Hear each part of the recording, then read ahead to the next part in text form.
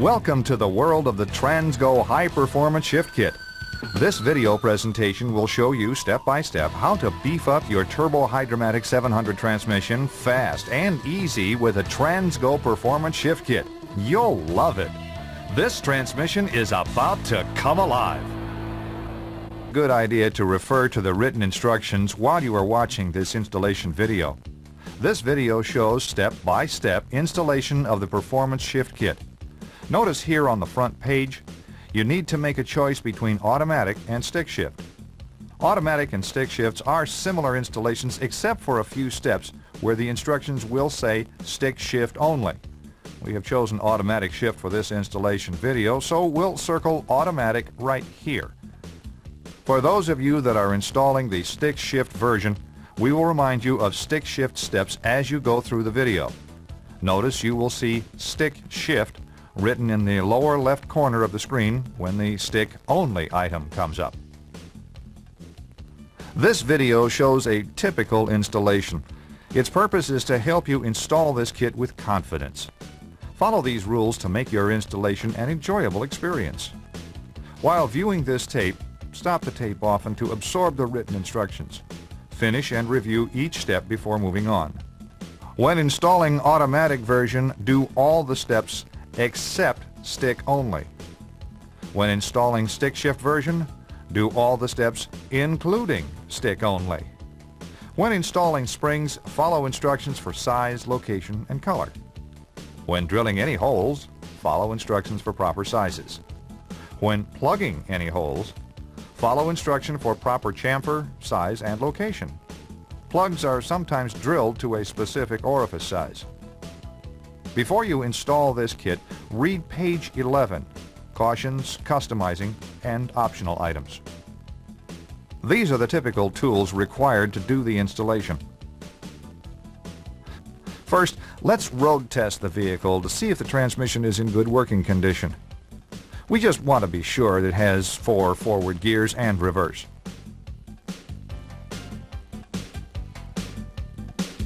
Place the shift lever in the D or third position, not the OD position. Push the gas pedal to about a quarter throttle. Feel the 1, 2, and 2, 3 upshifts. Then, at 45 to 50 miles an hour, move the lever to the overdrive position to feel 4th. This will tell us if the valve body is working normally. Then try some upshifts at 3/4 throttle to see if the clutches and band are in normal condition. They're holding okay. Let's get started. Release the hood latch. Let's raise the hood, remove the air cleaner, and put it on the bench. Remove the dipstick and disconnect the TV cable like this. Okay, let's jack the vehicle up and support it with sturdy jack stands.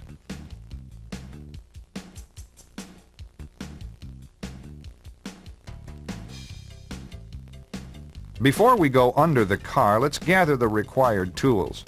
We'll need an 8, 10, and 13 millimeter socket, speed handle, long screwdriver, small screwdriver, snap ring pliers, needle nose pliers, water pump pliers, 1/4-inch punch, drain pan, and some wiping rags.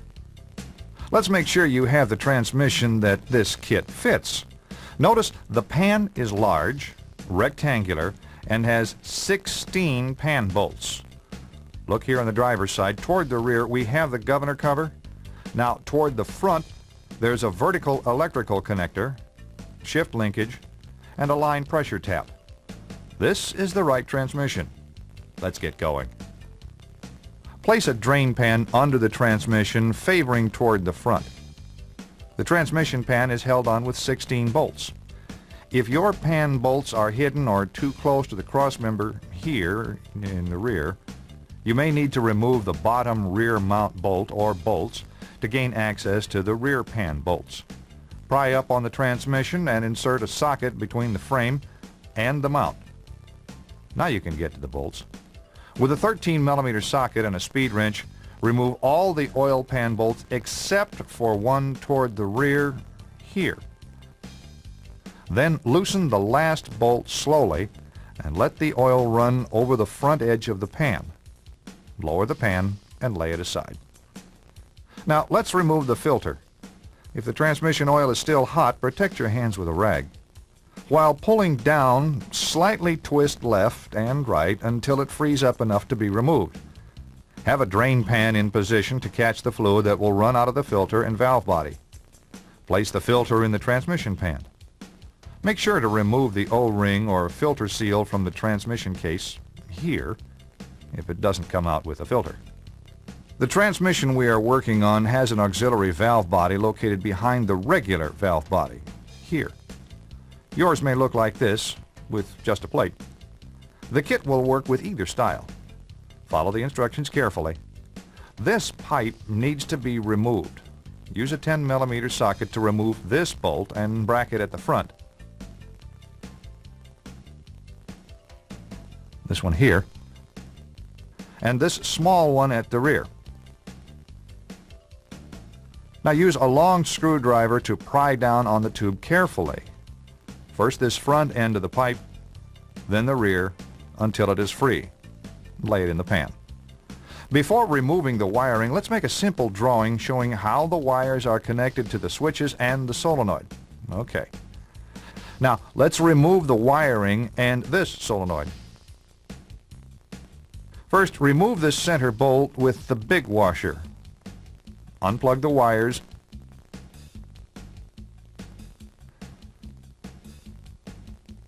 and remove this bolt holding the terminal switch. Now this bolt and wiring bracket. Finally, these two bolts at the solenoid.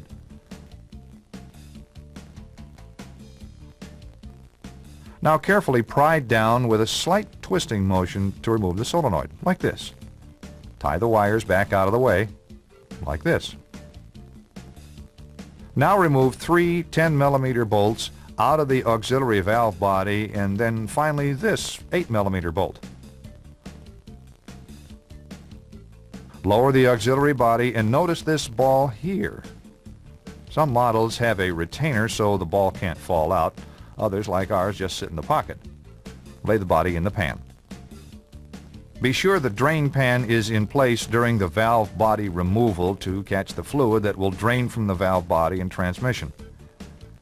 Notice the short 13mm bolt that holds this detent spring in place, right here. Remove it now, using a 13mm socket, and set it in the pan. Okay, now we can remove the valve body. It's held in place with 17 10mm bolts. Some we have already removed. Change to the 10mm socket and remove these two bolts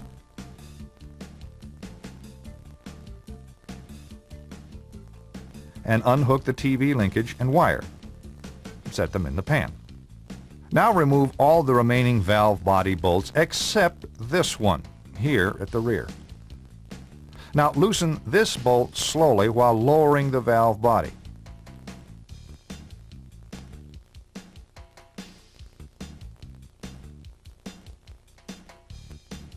To remove the manual lever link, keep lowering the valve body until the link becomes vertical. Now move sideways to slide the link out of the valve, like this.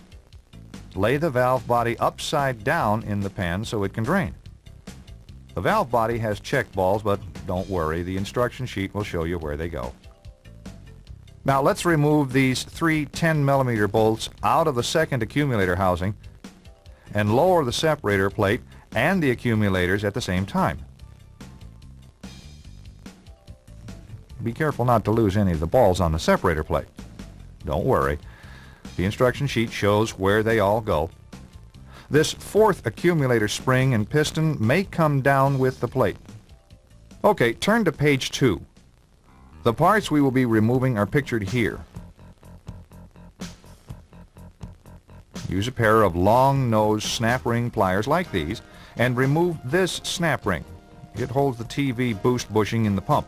Be careful here, the parts above the snap ring are under some spring tension.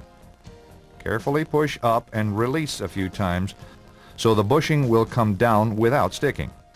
Remove the two boost bushings and valves along with the pressure regulator spring and valve. Use a pair of needle nose pliers to remove the pressure regulator valve if it doesn't come down. Now let's take the pan with these pump parts and valve body parts to the bench. Remove the parts from the pan and organize them on the bench so you can find them as you need them. Clean your pan. Let's take a minute or two to rest. We suggest at this time to read and understand the instruction sheet on page 2.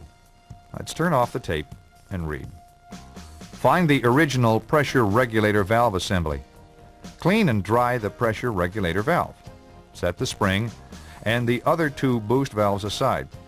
You will be replacing them with this new green spring and high-performance valves found in the kit.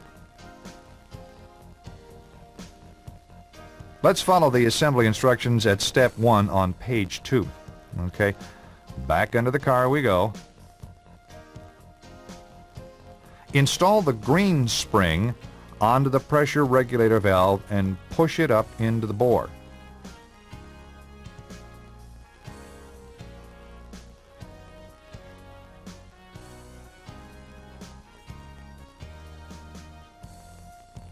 Then this new intermediate reverse boost valve and the new TV boost valve.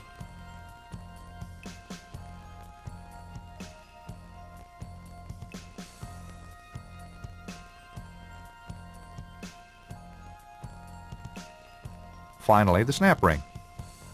Use a screwdriver to hold the assembly in place while using the snap ring pliers to install the snap ring. Push it up and release a few times, checking that the snap ring is seated in the groove. Double check. Like this.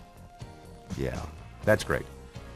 If you have trouble with the snap ring and just don't have enough hands, get a buddy with a long, thin screwdriver to help you. Turn to page 3 and identify the type of valve body that you will be working on. Question: is it first or second type? If the valve body has holes A and B, it is a first type.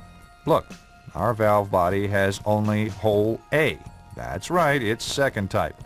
With a marker, circle, it is second type valve body. For this installation, we will follow the instructions where it says second type VB. Therefore, do as it says. Do not plug any hole. Now let's go to the next page. Okay, here on page 4, let's set the valve body in the same position as the picture. There are 2 step 1s. Step 1, first type valve body, and step 1, second type valve body. For our installation, we will follow the instructions for step 1, second type VB. Circle it here. With a center punch, make a dink about 1/8 of an inch down from the top of this partition, here. Now, following the instructions, drill a pilot hole through the partition and then enlarge it with the proper size drill bit. That's it. Step 2 on this page is for stick only. Notice the stick shift sign at the lower left corner of the screen. Let's go to page 5. Look at the top of the page. We will be removing the TV valve train and installing the parts as shown in A, B, C, and D. First, let's start by removing this roll pin. Use the roll pin extractor from the kit. Read this small paper on how to grind the extractor to fit the roll pin. It says to grind a taper like this. The instruction sheet also shows how the tool extracts the roll pin. It works like this. Enter the tapered end of the tool into the pin and wedge it into the bore. Now turn clockwise while pulling slightly upward until it comes out. Now pull the TV plunger outward. The bushing will come out with it. If needed, use a rag and a pair of pliers and grab the plunger like this. And use inertia to remove the plunger, bushing, and spring. If you make a burr on the plunger, remove it with a small file. The plunger must slide freely in the bushing. Before we go any further, look here on the end of the plunger. If the plunger has a number 93, stop.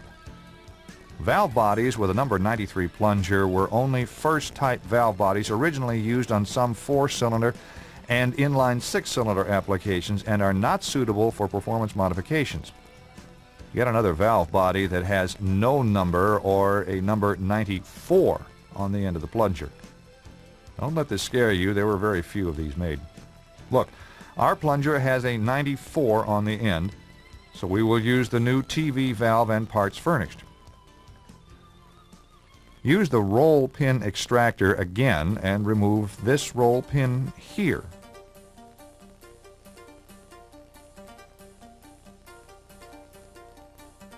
Like this. And now the valve. Some early models had an aluminum sleeve. If this sleeve rotates or comes out, you will have to line up this slot with the roll pin. Ours does not have the sleeve. Clean the bore, turn the can over, and it'll blow dry. Now let's assemble and install the new system. Make sure the brown spring is seated into the new TV valve like this, and be sure the tapered spring is on the valve. Small end first. It is snug on the valve. Now install the valve into the bore.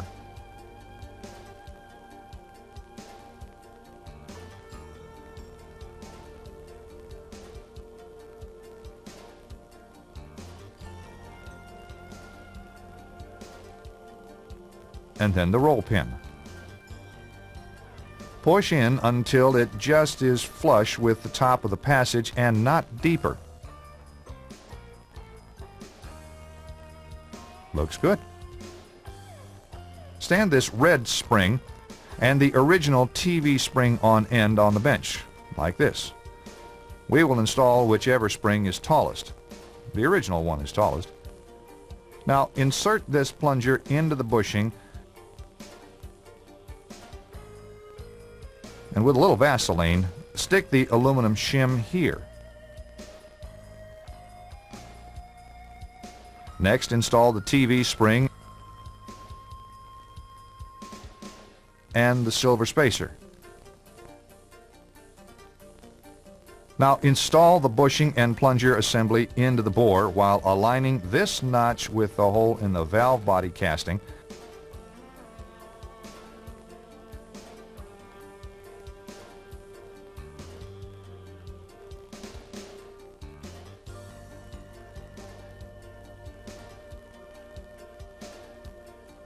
And install the roll pin.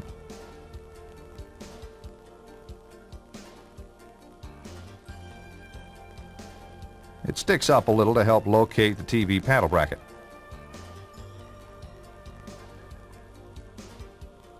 Let's work the plunger and look down at the TV valve and see if it's free. Notice when the plunger is pushed in flush with the outside edge of the sleeve, this brown spring is almost bottomed. You should see 1 to 1.5 spring coils sticking out of the valve. It looks good. Let's go to step E and remove the barrel type retainer by wedging it up with a small screwdriver.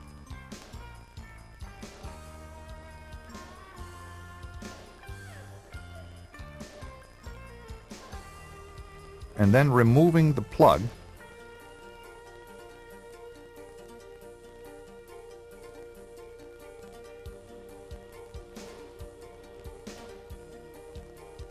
Valve,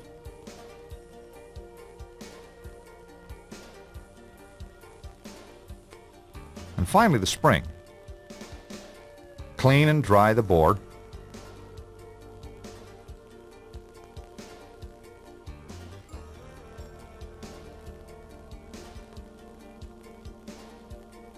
Install this new blue spring and then the valve,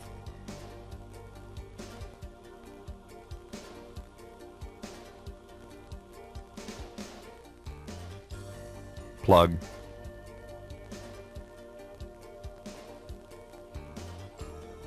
and retainer.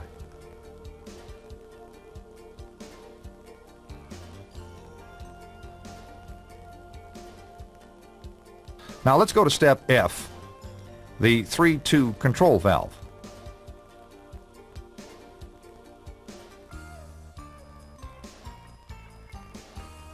With the nail furnished, push in on the roll pin, remove it, and discard the spring.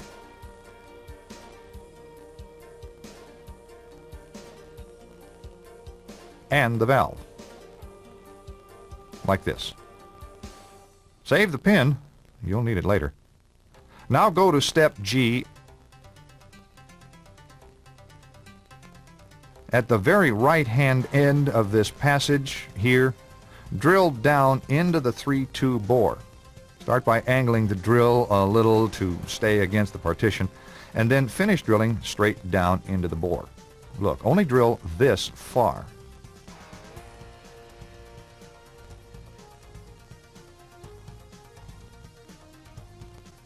Now we will move 2 passages to the left to this rectangular passage.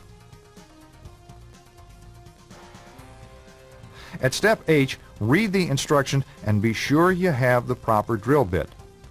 Place the drill bit straight down into the passage,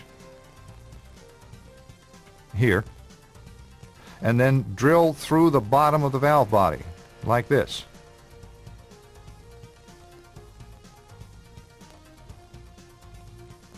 With a pocket knife, small file, or some fine emery laid over a pencil, deburr the 3-2 bore, like this.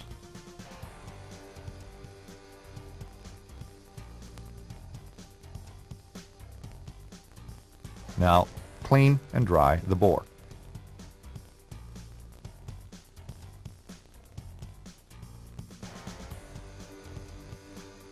Now let's go to step I.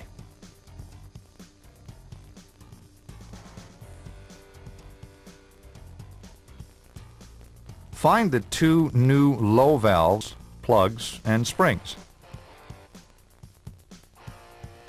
Select the size plug and valve that fits the bore.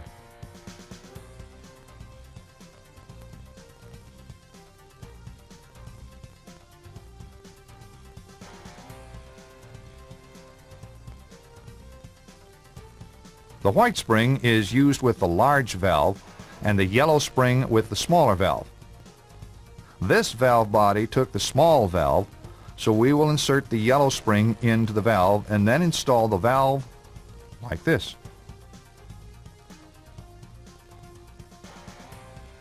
Make sure the valve moves freely. If it doesn't, deburr the hole again. And then install the plug and the roll pin.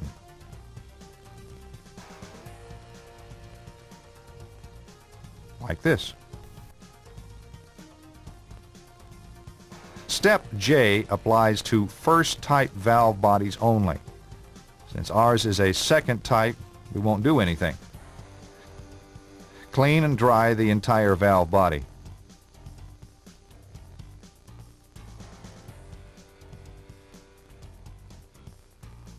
Step K shows check ball locations. With auxiliary body, we will only install 2 check balls in the valve body.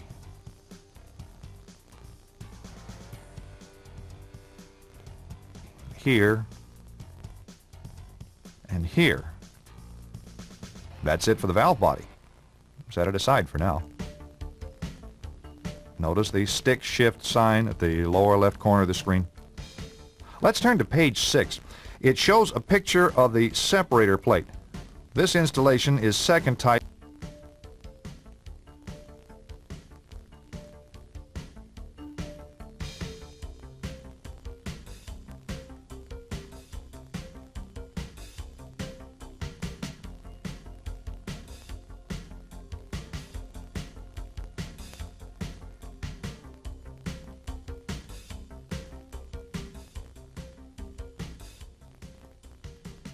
So let's circle hole 5 here,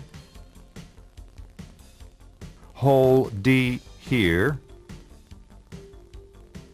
and hole F here. Our plate does not have hole 4, so we will only have 3 holes to plug. Turn a large drill by hand on these holes on both sides of the plate to put a small chamfer on them.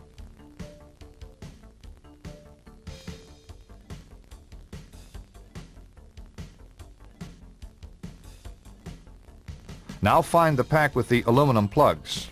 Here it is.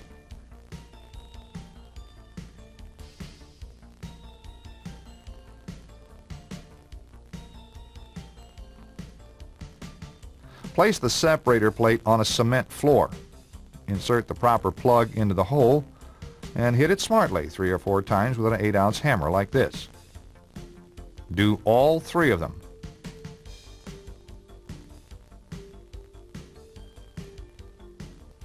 Looks good.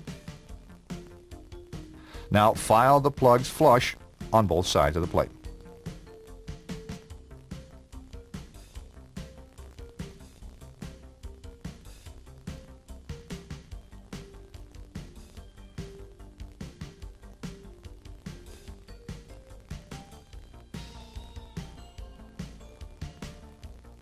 Page 7 shows the holes to be drilled. Let's circle the holes we are going to drill, which are B here, G here, A here,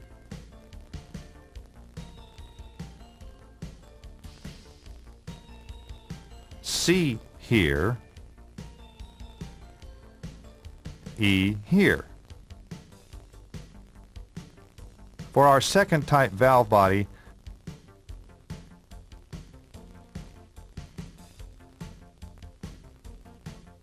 D should be plugged here. If your plate does not have hole G, you will have to make a hole G by using the teardrop in the gasket for a guide, like this. Center punch a dink toward the small end of the teardrop, like this. Now follow the instruction sheet carefully. Select the proper size drill bit for each hole and drill them.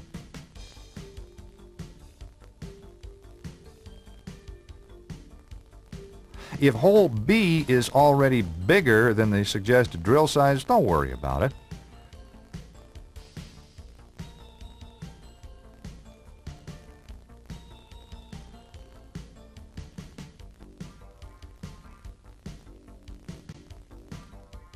Use a large drill bit and turn it in the holes we have drilled, just enough to knock the burrs off, like this. Clean and dry the separator plate.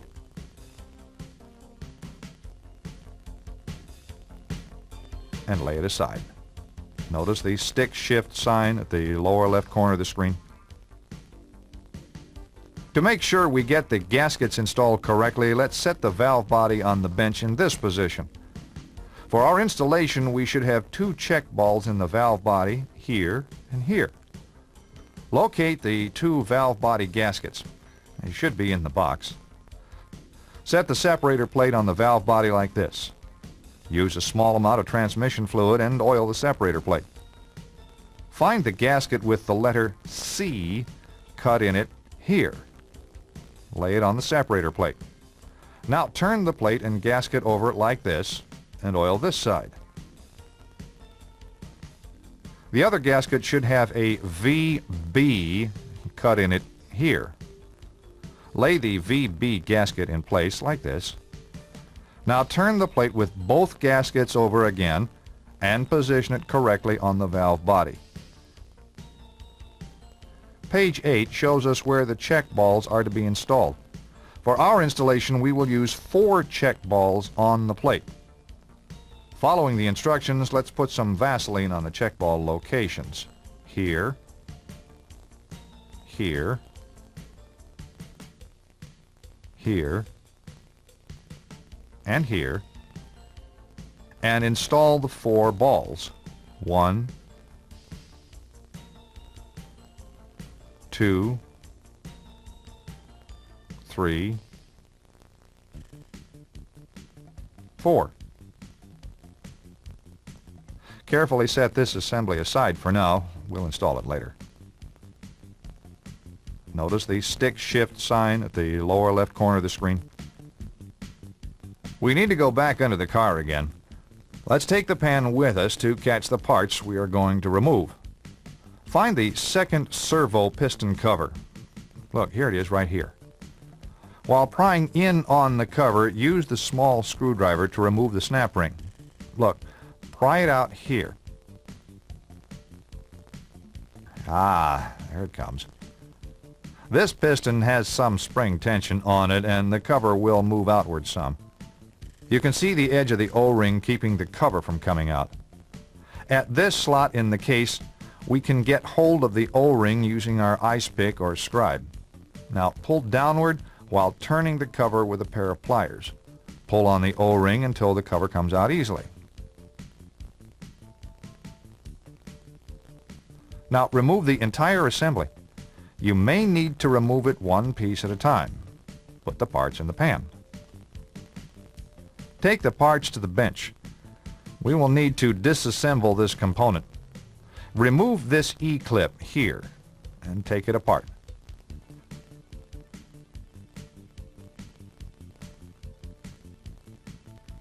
Now we need to remove this snap ring here.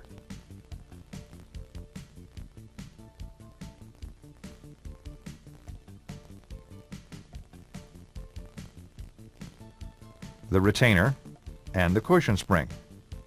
Let's discard this snap ring, this cushion spring, and the old second piston and the housing.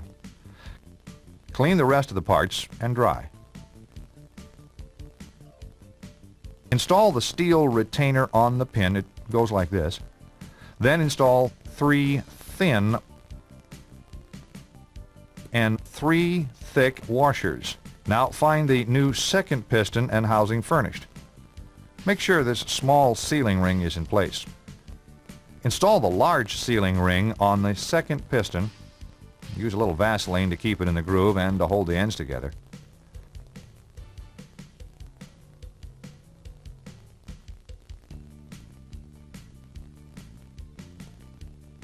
Make sure they overlap like this.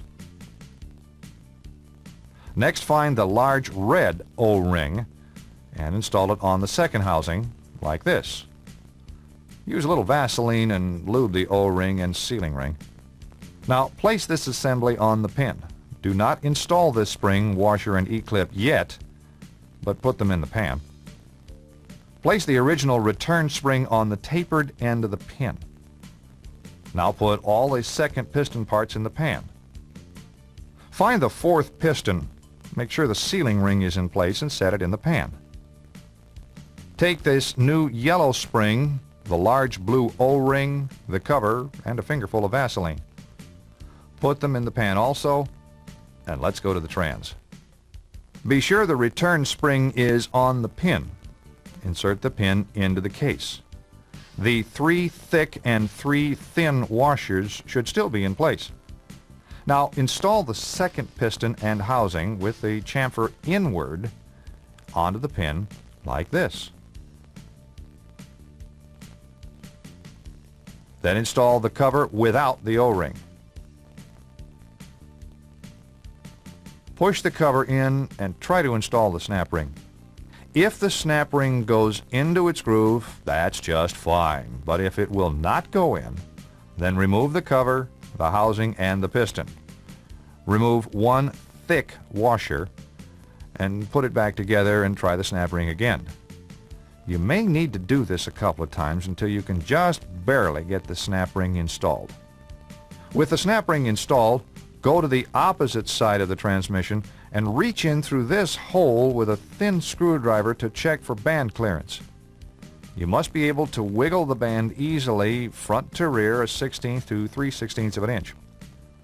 The drum will move some, so be sure the band is moving back and forth on the drum. If it seems too snug, remove another thin washer. If it seems too loose, just slops around, add a washer. Ours looks good right now. Remove the snap ring and cover. Leave the rest of the parts in position. Next, install the small spring and washer on the pin. Compress it and install the E-clip. like this.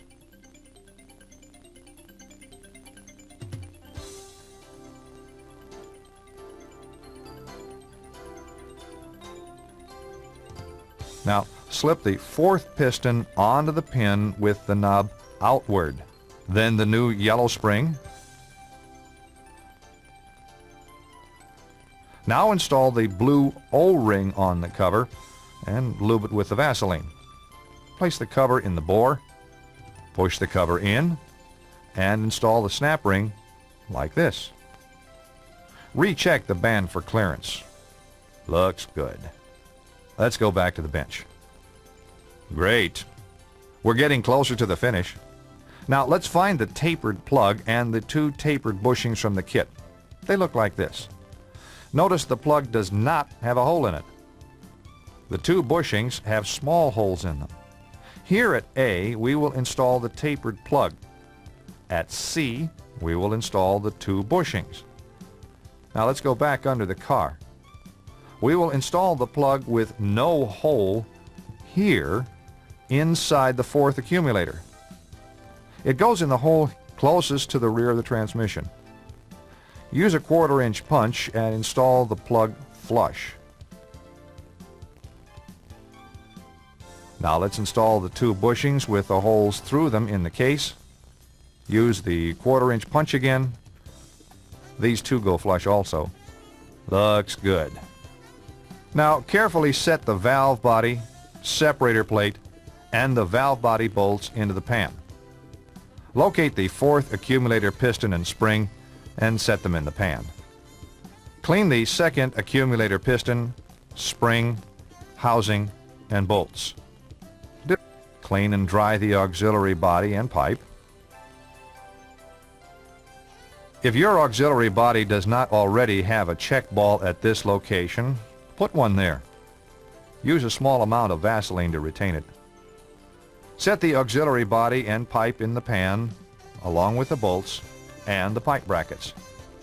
We will also need a fingerful of Vaseline. Let's go back under the car to install them. If your transmission has an auxiliary body, there is a check ball in a retainer here. If the ball has fallen out, look, ours has, use some Vaseline to hold it in place while we install the accumulator and the separator plate.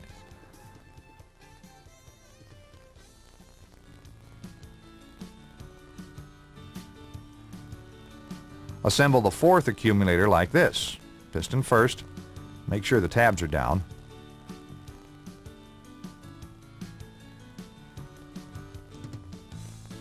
Apply a small amount of Vaseline to the spring and place it on the separator plate. Then lift the separator plate up into place, being careful not to dislodge the check balls or the spring. Use a short bolt from the solenoid to hold things up while we align the separator plate and gaskets and install the Z bolts here and here. Be sure to line up all the holes. Now install the second accumulator assembly and tighten the bolts evenly. Looks good. We can install the valve body at this time, but first remove the Z bolts and the short bolt. Make sure the check balls are still in place and guide the valve body up while hooking the manual link to the manual valve, like this.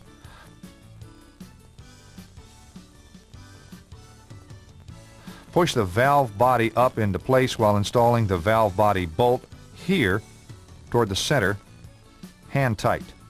Now install the two Z bolts here and here. Then install the rest of the valve body bolts and tighten them evenly. Now install the auxiliary body.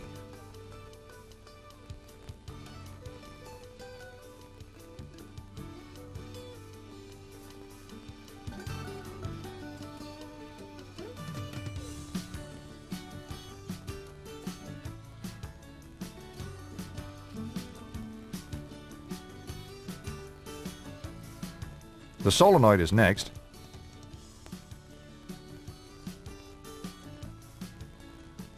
It's held in place with 2 short bolts. Looks good. Remove the necessary bolts to install the wiring brackets.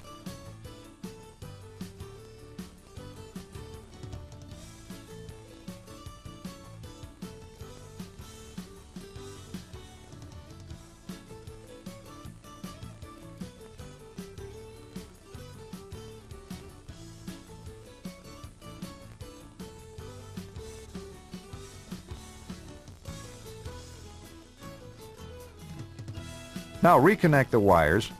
Refer to your drawing if necessary.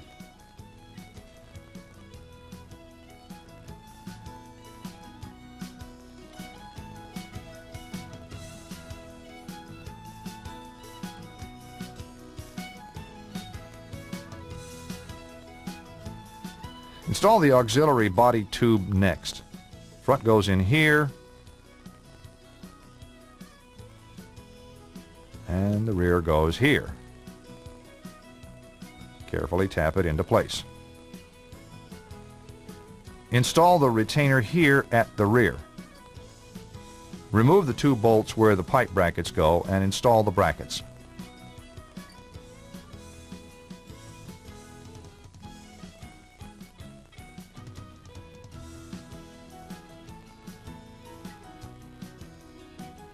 Next, we'll install the TV linkage. Remove these 2 bolts. Hook the wire onto the end of the TV cable.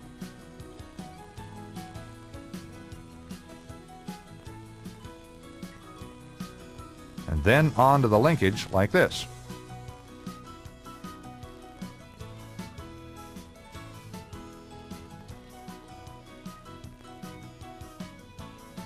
Reinstall the 2 bolts and tighten.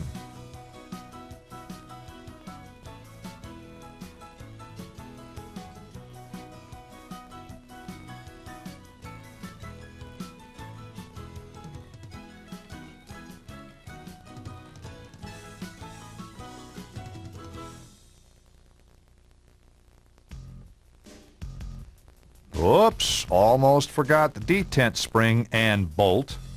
Let's do it now.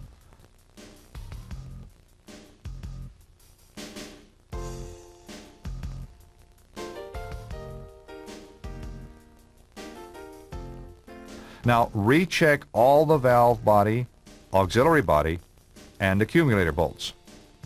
Make sure they are all tightened evenly. If you have any doubts about your work up to this point, double check it now. Let's go topside and hook up the TV cable.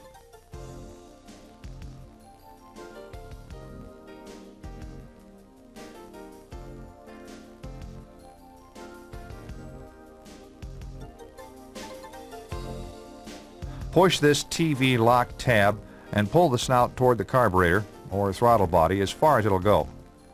Get a buddy to floor the gas pedal from inside the car. Have him still hold the pedal floored, depress the TV lock tab, and slide the snout away from the carburetor or throttle body firmly until it stops. Release the tab and let it lock. This is maximum TV. While the gas pedal is being held to the floor, go back under the car to see if the TV plunger is fully depressed. This lever will be against the bushing right here. Looks great. Let's make a hacksaw mark or a knife mark here so we will have a reference point for the TV adjustment. This TV adjustment is critical to the life of your transmission.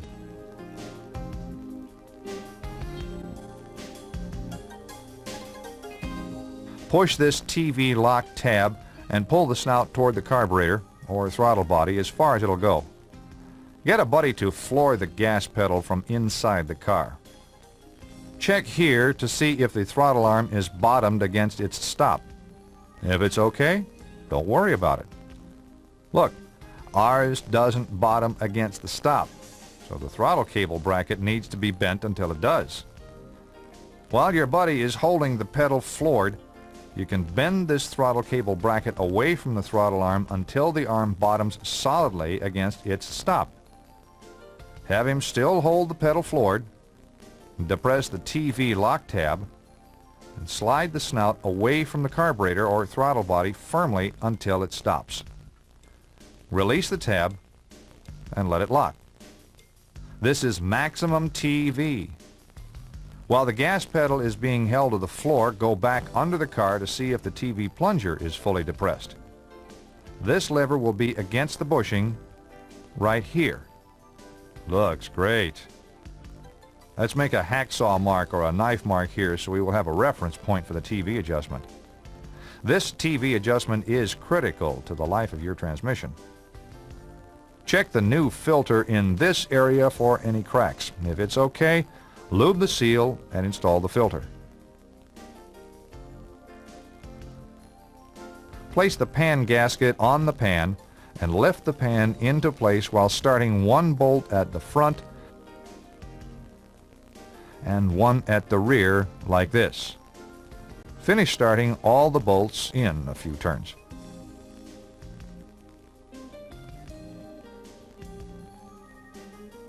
Now tighten all the pan bolts with a speed handle evenly.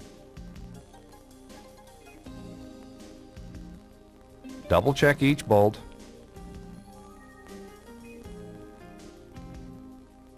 Lower the tail of the transmission and install the mount bolt.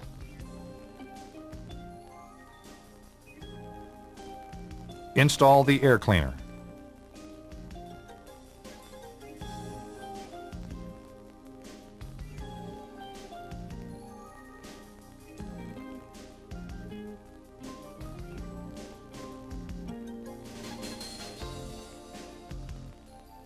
Add 6 quarts of fluid and start the engine. Now immediately add 2 more quarts.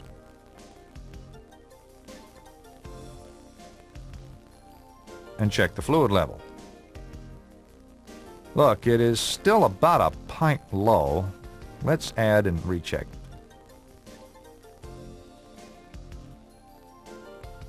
There we go. It is still a little below full. After it warms up, we'll check it again. While the vehicle is still in the air, hold the brake and run through the gears from park to reverse, neutral, D4, D3, second, and now first. Let's move the selector to D4 and accelerate, checking for upshifts. As it shifts, watch the speedometer change speeds. There's 1-2 shift, the 2-3 shift, and finally the 3-4 shift. Okay, we can lower the car. Double check the fluid level. It's right here, just below the full mark. Let's road test the vehicle and check its new performance. Start with some light throttle upshifts and feel for the 1-2, the 2-3, and the 3-4 shift. This will tell us if the valve body is working normally. Do we have good, quick, crisp shifts with no delays? Now try some upshifts at 3/4 throttle to feel how the shifts get firmer with throttle. This one is really great. Let's go have some fun. Yes, this transmission has come alive.